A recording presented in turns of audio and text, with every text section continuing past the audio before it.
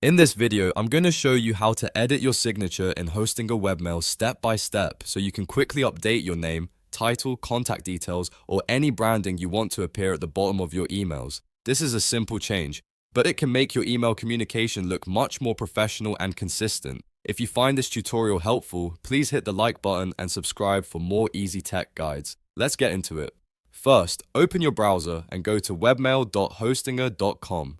Once the webmail page loads, sign in with your Hostinger email account if you're not already logged in. After you reach your inbox, look for the settings option. Click on settings and then choose all settings. This will open the full settings area where you can manage your mail preferences. Now, from the menu on the left side, click signature. This is the section where Hostinger Webmail lets you create or edit the text that appears automatically in your emails. You may already have a default signature here, or the field may be blank if you haven't set one up yet.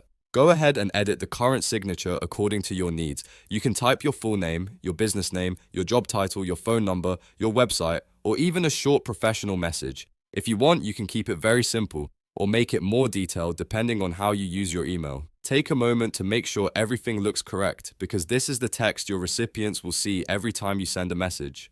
Once you're happy with the changes, click Save. That's the most important step because if you don't save, your updated signature won't be applied. After saving, your new signature should now be ready to use in Hostinger Webmail. You can go back to your inbox and even compose a new email to test it and confirm that the signature appears the way you want. And that's it. You've successfully edited your signature in Hostinger Webmail. It only takes a minute, but it can make a big difference in how your emails look and feel. If this video helped you, please give it a thumbs up and subscribe for more simple tutorials just like this one. Thanks for watching, and I'll see you in the next video.